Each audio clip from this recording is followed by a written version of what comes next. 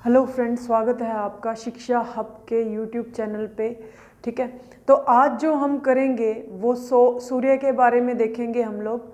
ठीक है, तो सूर्य, खासकर अगर हम सौर मंडल की बात करें तो सौर मंडल का मुखिया जो होता है वो सूर्य होता है। सौर मंडल का अगर मुखिया पूछे हमसे कौन है तो हम क्या बताएंगे? सूर्य होता है। ठीक है, प्रधान पूछ ले क्या होता है? सूर्य। सूर्य क्या है? अब एक सूर्य एक होता है तारा। समझ गए हो? सूर्य क्या होता है? एक तारा होता है। ठीक है, ये कई बार एग्जाम में क्वेश्चन आया है कि सूर्य क्या है, तो आप क्या बताएंगे? सूर्य क्या है? एक तारा। उसके बाद में देखिएगा, सूर्य में सबसे ज्यादा मात्रा में जो गैस पाई जाती है हाइड्रोजन होती है सूर्य में, या चाहे आपसे सौर मंडल में भी पूछ ले या आपसे तारों में भी पूछ ले कि सबसे ज्यादा मात्रा में गैस कौन सी होती है, तो आप क्या बता देंगे? हाइड्रोजन गैस होती है। तो हाइड्रोजन गैस जो है ये सूर्य में भी तारों में भी सबसे अधिक मात्रा में, सबसे ज्यादा मात्रा में पाई जाती है। लगभग 71% के करीब जो होती है ये होती है। मैंने लगभग में लिखा है ये। ठीक है, उसके बाद जो दूसरी गैस होती है बच्चों वो होती है हीलियम। क्या होती है? हीलियम। यानी ये लगभग 26.5% के करीब जो है ये पाई जाती है। समझ गए हो? अन्य जो होते हैं वो कठोर चट्टानें वगैरह। सौर मंडल की बात करें तो सौर मंडल में अन्य अगर आपसे पूछ ले तो आप बता दोगे 2.5 या 3.5 जो भी परसेंटेज चट्टाने वगैरह ये हिस्से होते हैं। मुख्य रूप से जो गैसेस होती है ना वो हाइड्रोजन और हीलियम ही होती हैं। तो सबसे ज्यादा मात्रा में आपसे सौर मंडल में पूछ ले, तारों में पूछ ले, सूर्य भी क्या है? एक तारा। चाहे आप सूर्य से पूछ ले तो क्या आएगा? हाइड्रोजन। समझ गए इस चीज को? उसके बाद चलिएगा नेक्स्ट क्वेश्चन की तरफ बढ़ते हैं हम लोग। नेक्स्ट क्वेश्चन जो है हमारा वो क्या है यहाँ पे कि आपसे ये पूछा जाए कि क्या सूर्य भी किसी चीज के चक्कर लगाता है? क्या सूर्य भी घूमता है क्या? ठीक है, कि देखो कई बुक्स में आपको लिखा मिलेगा कि सूर्य क्या है? स्थिर है। तो देखिएगा ये बहुत गलत चीज है। सूर्य स्थिर नहीं है। सूर्य पूरब से पश्चिम में घूमता है। पूरब से पश्चिम में घूमता है। ठीक है, सूर्य अपने अक्ष पर भी घूमता है। तो आपसे पूछा जाए सूर्य अपने अक्ष पर किस ओर चक्कर लगाता है तो क्या बताओगे? पूरब से पश्चिम में घूमता है। और अगर हम बात कर ले कि सौर मंडल में सूर्य परिक्रमा किसकी करेगा तो यहां पे देखिएगा हमारी पृथ्वी की गैलेक्सी का नाम क्या है? पृथ्वी का तारामंडल या पृथ्वी की गैलेक्सी, तारामंडल या फिर आप बोल सकते हो गैलेक्सी। ठीक है, तो ये जो है पृथ्वी का तारामंडल उसको हम बोलते हैं दुगध मेखला। क्या बोलते हैं बच्चों? दुगध मेखला यानी मिल्की वे। दुगध मेखला यानी मिल्की वे। ये जो दुगध मेखला है ये पृथ्वी का तारामंडल है और सूर्य इसी की परिक्रमा करता है। ये ध्यान में रखिएगा। आपसे पूछ लिया जाए कि सूर्य किसकी परिक्रमा करता है तो आप बता देंगे मिल्की वे की, दुगध मेखला की। सूर्य को जब भी सूर्य को दुगध मेखला का एक चक्कर पूरा करने में, दुगध मेखला का एक चक्कर पूरा करने में लगभग 25 करोड़ वर्ष का समय लगता है। कितना? 25 करोड़ वर्ष का समय लगता है। ठीक है, सूर्य को दुगध मेखला का एक चक्कर पूरा करने में कितना समय लगता है? 25 करोड़ वर्ष का। अब ये जो 25 करोड़ वर्ष का समय है, ठीक है, जो सूर्य लेगा दुगध मेखला के चारों ओर चक्कर पूरा करने में, जब ये कंप्लीट हो जाएगा, कंप्लीट होगा तो सूर्य एक चक्कर भी पूरा कर लेगा दुगध मेखला के चारों ओर, तो इसे हम क्या बोलेंगे? ब्रह्मांड वर्ष के नाम से जानेंगे। आपसे पूछा जाए कि ब्रह्मांड वर्ष क्या होता है, एक ब्रह्मांड वर्ष क्या होता है, तो आप बता देंगे एक ब्रह्मांड वर्ष होता है कि सूर्य जो है वो दुगध मेखला के चारों ओर जब एक चक्कर पूरा कर लेगा तो उसे किस नाम से जाना जाएगा? ब्रह्मांड वर्ष के नाम से जाना जाएगा। समझ गए हो इस बात को? उसके बाद देखिएगा जो सूर्य है उसकी पृथ्वी से दूरी कितनी है? लगभग सूर्य की पृथ्वी से दूरी कितनी है लगभग? तो आपको बताया जाए सूर्य से पृथ्वी की दूरी लगभग 15 करोड़ है। पृथ्वी की दूरी लगभग 15 करोड़ किलोमीटर है। 15 करोड़ किलोमीटर है। अगर आपसे पूछ लिया जाए सूर्य से पृथ्वी की दूरी लगभग कितनी है, तो आप क्या बता देंगे? 15 करोड़ किलोमीटर। समझ गए इस चीज को? कितने किलोमीटर? 15 करोड़। उसी तरीके से आपसे पूछा जाए सूर्य का व्यास कितना है, क्या पूछा जाए आपसे कि सूर्य का व्यास कितना है, तो आप क्या बता देंगे? 14,98,000 किलोमीटर।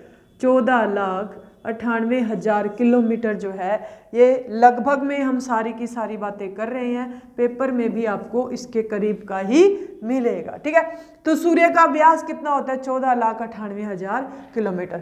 सूर्य के व्यास को सूर्य के प्रकाश को पृथ्वी तक पहुंचने में लगा समय, पृथ्वी तक पहुंचने में लगा समय। वेरी डाउटफुल क्वेश्चन है ये, क्योंकि हर जगह अलग अलग लिखा मिलता है ये। ठीक है, तो आज आप इसको क्लियर करते हैं। सूर्य के प्रकाश को पृथ्वी तक पहुंचने में लगा समय कितना होता है? सूर्य के प्रकाश को पृथ्वी तक पहुंचने में लगा समय कितना होता है, तो आप बता देंगे कितना होता है? 8 minute 16.6 second. 8 minute 16.6 second. Clear है इतनी बातें? कितना होता है जी? 8 मिनट 16.6 सेकेंड। समझ गए? अब कहीं तो आपको लिखा मिलेगा 8 मिनट 12 सेकेंड, कहीं आपको लिखा मिलेगा 8 मिनट 20 सेकेंड। तो बच्चों सबसे जो एक्यूरेट है वो यही है, 8 मिनट 16.6 सेकेंड। क्लियर है इतनी बात? उसके बाद चलिएगा नेक्स्ट चीज पे देखते हैं आपा, और जो इंपॉर्टेंट चीजें हैं वो क्या है। अब यहाँ पे देखो आपा एक ना टेम्परेरी सा स्ट्रक्चर बनाते हैं सूर्य का, तो वहां से आपा इन चीजों को समझेंगे, है ना। तो यहाँ पे देखिए आपा एक छोटा सा सूर्य का चित्र बनाते हैं, मतलब आंतरिक संरचना हम देखते हैं कि सूर्य की क्या हो सकती है। तो मतलब ये क्या है हमारा, मैंने बोल दिया कि ये सूर्य है, मतलब आंतरिक संरचना है। ये सूर्य का सबसे आंतरिक भाग है, सूर्य का सबसे आंतरिक भाग, जो बिल्कुल अंदर वाली त्रिभुज जो मैंने बनाई है ना, ये सूर्य का सबसे। अब ऐसे मत सोचना कि ऐसे त्रिभुज का होता है, ये मैंने जस्ट आपको समझाने के लिए बनाया है। ठीक है, तो सूर्य का सबसे आंतरिक भाग ये है। इस भाग को, सूर्य के सबसे आंतरिक भाग को क्या बोलते हैं बच्चों? क्रोड बोलते हैं, या इंग्लिश में इसे क्या बोला जाता है? कोर। समझ गए कि सूर्य का जो सबसे आंतरिक भाग होता है इसे क्या बोला जाता है? क्रोड बोला जाता है, या आप इसे क्या बोल सकते हैं? कोर। हिंदी में भी क्या लिखा आ सकता है? कोर। अब ये यहाँ पे टेम्परेचर जो है ये सबसे ज्यादा होता है, लगभग 3 लाख डिग्री सेल्सियस के करीब। ठीक है, इतना टेम्परेचर जो है यहाँ पे होता है। अब अगर आपसे पूछ लिया जाए सूर्य में ऊर्जा का निर्माण कहाँ पे होता है? सूर्य में ऊर्जा का निर्माण, तो बच्चों सूर्य में ऊर्जा का निर्माण भी कहाँ पे होता है? इसी भाग में। सूर्य में ऊर्जा का निर्माण भी कहाँ पे होता है? यहीं पे होता है। समझ गए? तो सूर्य में ऊर्जा का निर्माण पूछ लिया जाए तो इसका जो सही एक्यूरेट आंसर आएगा वो यही आएगा कि क्रोड में होता है। क्लियर है? अब सूर्य में ऊर्जा का निर्माण किस प्रक्रिया से होता है ये पूछ ले तो आपका जो सही आंसर आएगा वो आएगा नाभिकीय संलयन। क्या आएगा? नाभिकीय संलयन। अगर आपसे पूछ लिया जाए कि सूर्य में ऊर्जा का निर्माण कहाँ पे होता है तो क्रोड में। किस प्रक्रिया से होता है? नाभिकीय संलयन की प्रक्रिया से। संलयन का मीनिंग होता है जुड़ना। इसको इंग्लिश में आप क्या बोलोगे? Nuclear fusion. क्या बोलोगे? न्यूक्लियर फ्यूजन बोलोगे। न्यूक्लियर फ्यूजन बोलोगे, नाभिकीय संलयन। अब ये जो नाभिकीय संलयन है, न्यूक्लियर फ्यूजन है, ठीक है, नाभिकीय संलयन है, न्यूक्लियर फ्यूजन है। इसमें होता क्या है? जो किसी भी परमाणु के नाभिक आपस में जुड़ते हैं। ठीक है, मान लीजिए मैंने बोला कि सूर्य में हाइड्रोजन और हीलियम 2 गैसें होती हैं। क्या होती हैं? एक हाइड्रोजन होती है और दूसरी हीलियम। इसमें क्या होगा? हाइड्रोजन के 4 नाभिक मिलकर हीलियम का एक नाभिक बनाएंगे। तो मतलब 4 जुड़े तो एक बना। इसी को क्या बोलते हैं? नाभिकीय संलयन बोलते हैं। समझ गए? उसके बाद में चलिए नेक्स्ट पॉइंट पे देखते हैं हम लोग। ये जो पार्ट है इसको हम क्या बोलते हैं? संवाहक घेरा। इसको हम क्या बोलते हैं? संवाहक घेरा। अब ये संवाहक घेरा में कुछ खास है नहीं। जितनी भी सूर्य में ऊर्जा का निर्माण होता है इसको बाहर जाने से रोकता है ये संवाहक घेरा, यानी ये ऊर्जा को एक्सप्लोड होने से रोकता है। उसके बाद में ये जो पार्ट है, ये वाला जो पार्ट है बहुत इंपॉर्टेंट है। इसको हम प्रकाश मंडल बोलते हैं। क्या बोलते हैं बच्चों? प्रकाश मंडल, यानी फोटोस्फीयर, फोटोस्फीयर, प्रकाश मंडल। अब ये बहुत इंपॉर्टेंट हो जाता है। इंपॉर्टेंट क्यों हो जाता है कि जो सूर्य में, ऊपर वाला मिटा देते हैं, होप सो आपने नोट कर लिया होगा। तो यहाँ पे देखिए कि जो प्रकाश मंडल है ना, ये इंपॉर्टेंट क्यों हो जाता है? क्योंकि सूर्य से जो भी प्रकाश आता है, जो भी लाइट आती है हमारे तक, वो कहाँ से आती है? प्रकाश मंडल से। ठीक है, तो देखो सूर्य की किरणें पृथ्वी पर आती हैं किस माध्यम से? विकिरण के माध्यम से। ये भी ध्यान में रखना, इंग्लिश में बोलते हैं रेडिएशन। ठीक है, सूर्य की किरणें पृथ्वी पर किस मीडियम से आती हैं? आपसे ये पूछ लिया जाए तो इसका सही आंसर क्या आएगा? विकिरण से आती है, रेडिएशन से आती हैं। अब ये जो सूर्य की किरणों का विकिरण होता है, ये कहाँ से होता है? इस प्रकाश मंडल से होता है। ठीक है, आपसे पूछा जाए कि सूर्य की किरणों का विकिरण कहाँ से होता है, तो आप बताओगे प्रकाश मंडल से। अब एक क्वेश्चन और पूछा जाए, सूर्य की चमकती हुई सतह जो दिखाई देती है, सूर्य की चमकती हुई सतह जो दिखाई देती है कहलाती है, जो दिखाई देती है वो क्या कहलाती है? तो आपका आंसर आएगा प्रकाश मंडल। सूर्य की चमकती हुई सतह जो दिखाई देती है वो क्या कहलाती है? तो आंसर क्या आएगा? प्रकाश मंडल। इसका टेम्परेचर कितना होता है? 6000 डिग्री सेल्सियस। कितना होता है? 6000 डिग्री सेल्सियस के करीब इसका टेम्परेचर होता है। उसके बाद चलिएगा नेक्स्ट पॉइंट देखो कि मैंने बोला कि जब मैंने पहले बेसिक पॉइंट बताए थे तो मैंने बोला था सूर्य का व्यास जो होता है ना, वो 13,98,000 किलोमीटर होता है। शायद मैंने 15 लाख बता दिया था, वो ठीक कर लेना, 13,98,000 किलोमीटर आएगा, ये ठीक कर लीजिएगा आप। ठीक है, 13,98,000 किलोमीटर होता है। तो अब यहाँ पे एक चीज देखिएगा, 13,98,000 किलोमीटर ये सूर्य का व्यास है। अब ये मापा कहाँ से जाता है? इसकी मेजरमेंट कहाँ से होती है? तो आप बता देंगे जी प्रकाश मंडल से। आपसे पूछा जाए सूर्य का व्यास कहाँ से मापा जाता है, तो आप बताओगे प्रकाश मंडल से।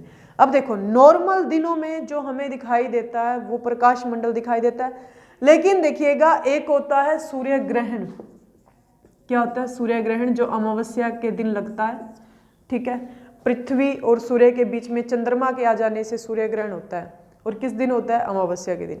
अब एक चीज देखो यहाँ पे कि सूर्य ग्रहण वाले के दिन प्रकाश मंडल दिखाई ही नहीं देता, प्रकाश मंडल दिखाई नहीं देगा। आपसे एग्जाम में पूछ लिया जाए कि सूर्य ग्रहण के दिन सूर्य का कौन सा भाग दिखाई नहीं देता, तो आंसर क्या आएगा? प्रकाश मंडल।